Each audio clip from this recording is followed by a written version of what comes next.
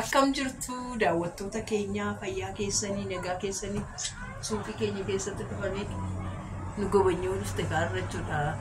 Eenyu turii maqaan kee maqaa yuutuubii kee? Obsan malee an jedhamtu jechuudha. Mana suuqii kee keessa jechuudha. Kun bishaan kooti jechuudha kun. Biramaa jedhamu maalitti agarsiifannaa? Shillixoo hin qabnaa. Meeqa? Soddo. Naabitika ibda. Shillixoo meeqa qabna? Shillixoo meeqa qabna? Tokko lama. Ay shillixoo. Naggaadee taatee jechuudha kan? Miti. Shillixoo. Baay'ee mi'aa. Baay'ee mi'aadha. Isumaan qaxaqaxa. Samoona kana isumaan qaxaqaxa. Isumaan qaxaqaxa.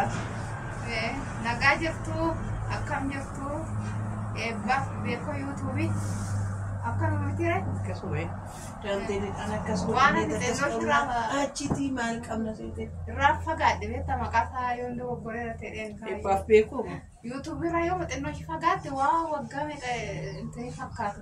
waan irratti badde seetu fakkaata. Natti fakkaata malee akkam ilaalaa xinnoo ishee ji'a wayii irraa fagaadheen jira.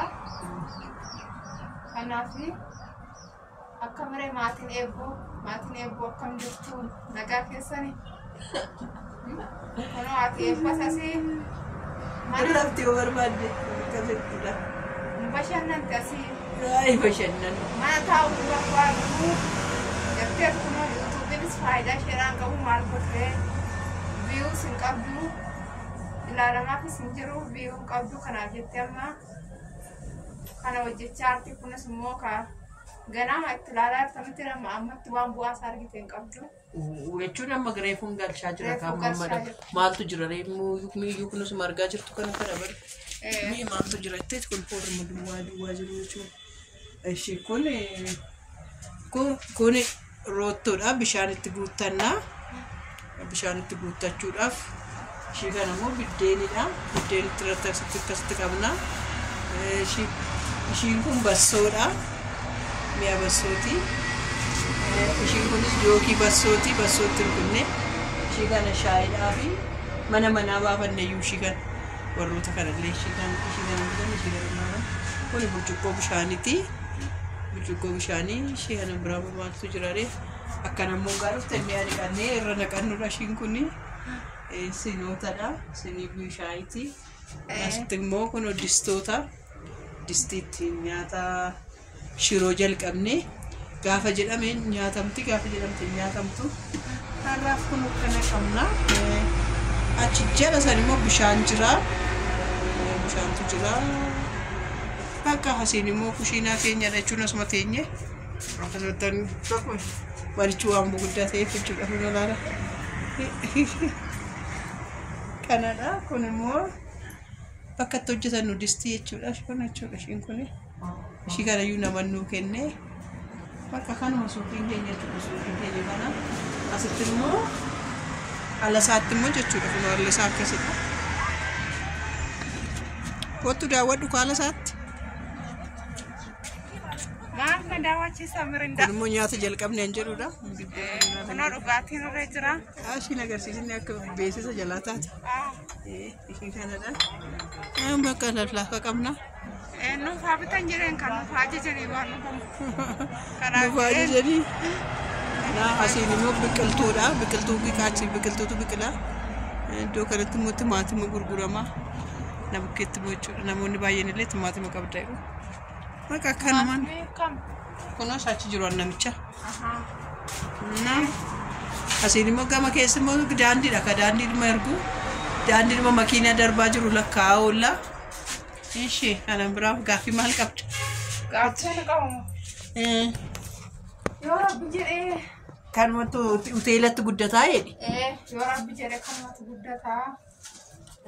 Ispoonsara nama na godhu na barbaada amma jechuudha.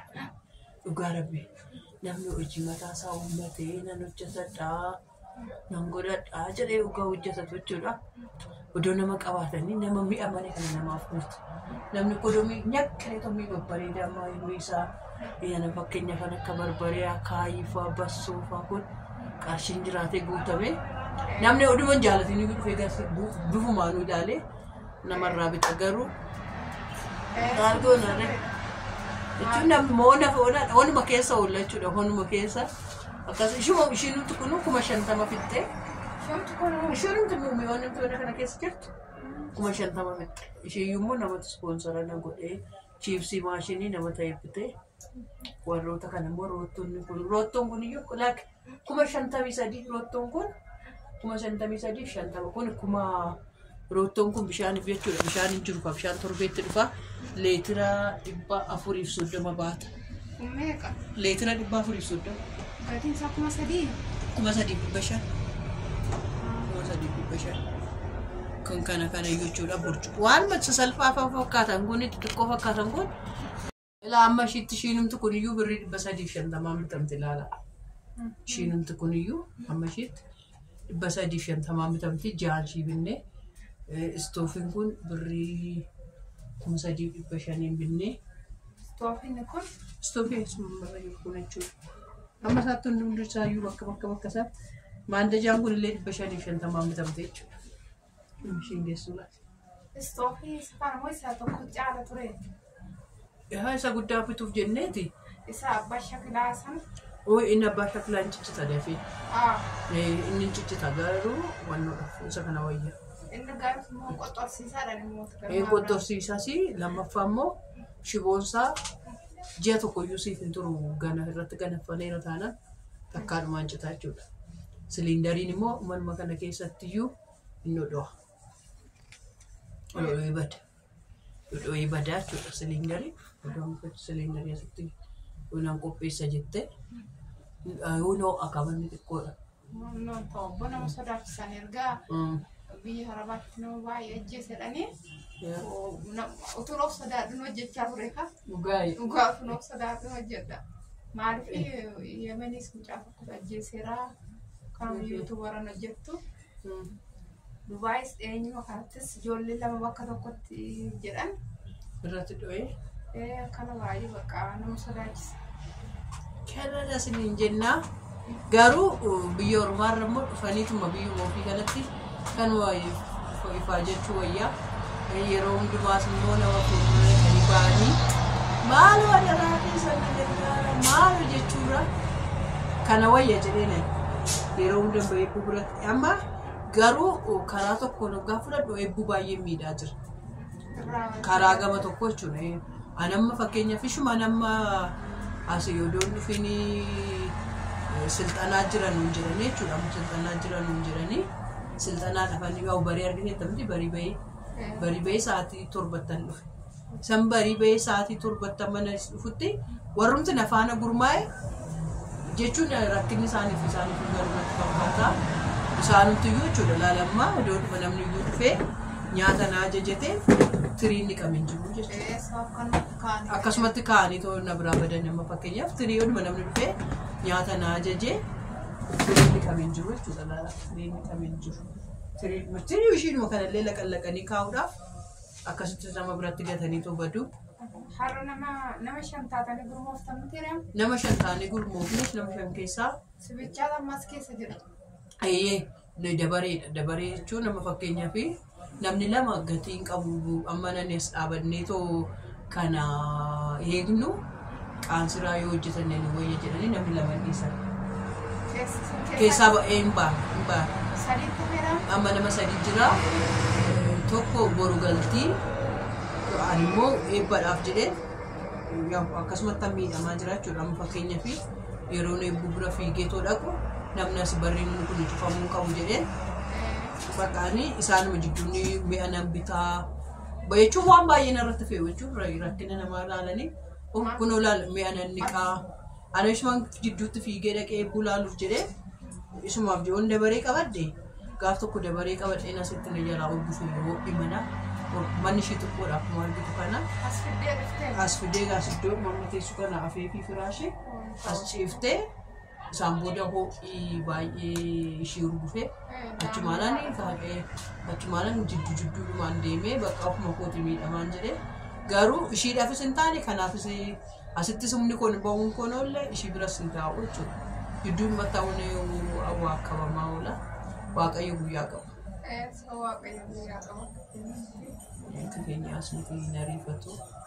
Kanas hin jennaa. Akkasumoo dhugaan nyaattootni jettee hojii marti nyaattu qabda malee tura.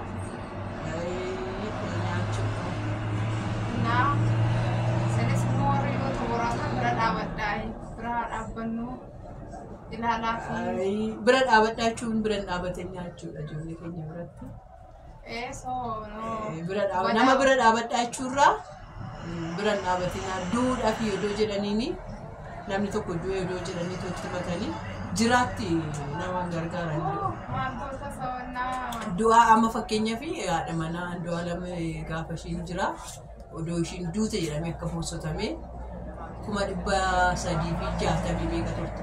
Amma garuu 500 galteetti fooloo ishii nama du'e fooloo godhu nama du'e laayikii ishii 1,400,000 ture har'a 1,600,000 jira laayikii baganaaf duuteedha ta'ee beekan jechuun maal akka ta'e wallaalee dhugaa rabbii. Kanaaf jiraatti nama gargaaru du'aatti nama gargaarutu jira. Nama keenyaaf isa turre haa jedha. Mucaa odoo nama du'e dhaatee abbaa duute jedhanii hundi torbee tokko sirriitti risiina godhatee piroofaayilii na godhatee tole. Sirrii maal akka ta'e hin beeknu Oromoon baay'ee gara walitti jabaannu maal waaqni walitti nuraa yaadatu malee baay'ee warri biyya biraa akka tolkee dhaabatan akkatti wal gargaaranii dhugaa anamma rakkina baay'ee keessan ture ana jechuudha ijoolleen Oromoo keenya baay'ee na miidhanii jiru. Anna gargaaree rakkina sana keessa na baase namni biyya biraatti baay'ee wal gargaaru. Maal godha dhiisuu yoo hundan dubbatan jedhama ture. Ormatti namatanii isa jedhamu nuuf jiraadha akkasumatti bal'adhaa fi dagaagaati. Ammaadhaatumas akkasumatti nuuf jiraadha. Namni tokkos namni lamas nu ilaaltan galatooma galata guddaa qabu. Nagaa nuuf tura.